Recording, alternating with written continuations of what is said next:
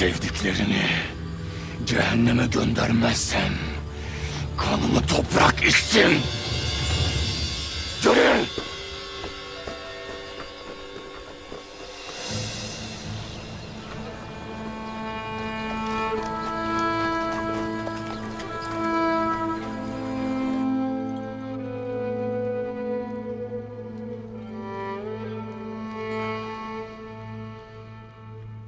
Hekim iken sayenizde ne hallere düştük. Hakkınızda söylerim beyim. Sen Turalı'ya dua et. Şimdi al giy bunları. Hadi. Aman Artuk beyim. Bu vakitten sonra bir avrat kılığına girmediğimiz kalmıştı. Yahu gündüz vakti bu obadan nasıl kaçmayı hayal ettiydin? Ha? Hadi uzatma. Al giy hadi. Hadi.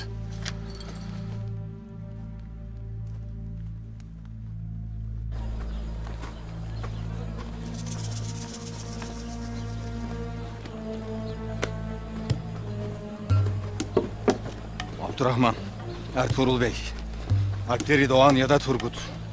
Karşımıza kim çıkarsa alıp obaya getirme görev verildi. Karşı çıkan olsa kanı helaldir. Toyun kararıdır bilesiniz. Nereye gidiyoruz? Siz hazırlıkları yapın. Ben Artuk Bey'e gideceğim.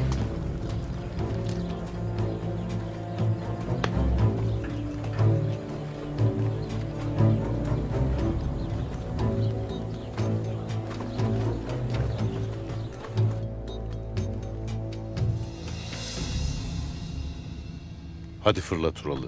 Etrafı kolla sen. Atın hazır Abdurrahman. Geyikli'nin mağarasına gideceksin. Turalı seni atına götürecek. Eyvallah beyim. Allah razı olsun.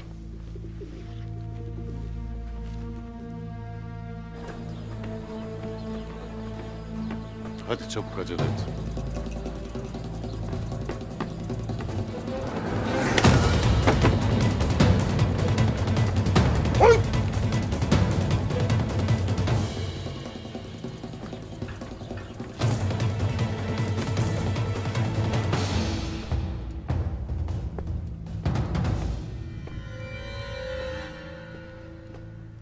Selamünaleyküm beyim.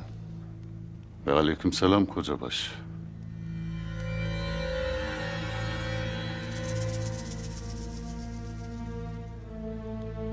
Hayırdır? Abdurrahman'ın cesedi ortada olmadığına göre o vakit nasıl kaçmış anlayabildiniz mi beyim? Sizin gibi gözü oynaş